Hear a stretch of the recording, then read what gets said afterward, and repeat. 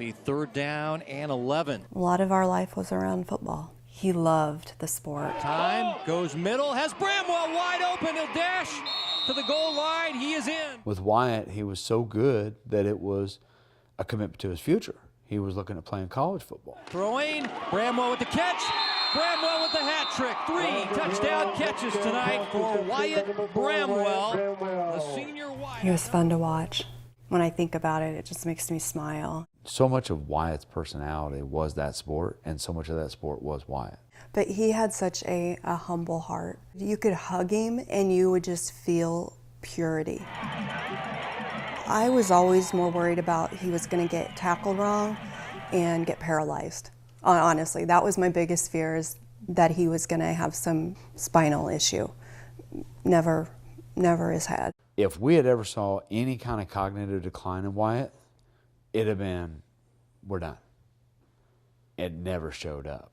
But somehow there was a switch where it just, bad decisions started getting made one after the other.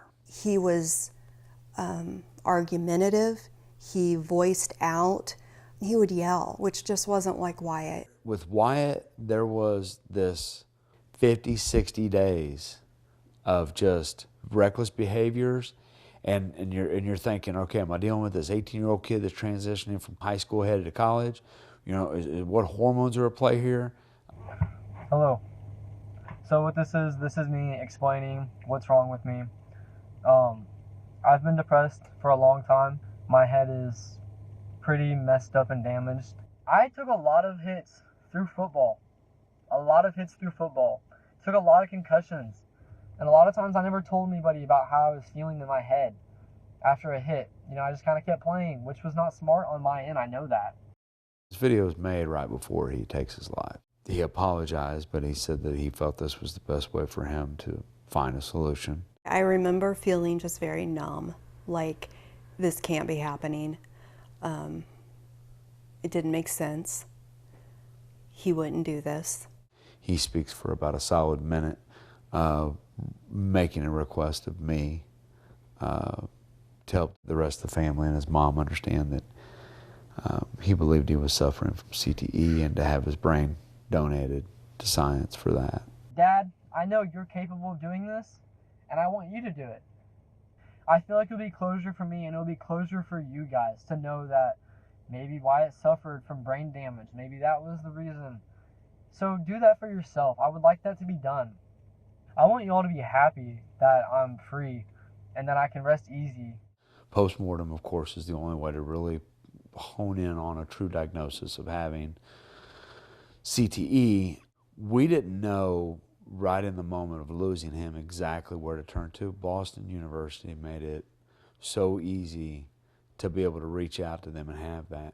I knew about CTE. I mean, we've known about that, but it's not going to happen to my kid. You say CTE and you say concussion, right?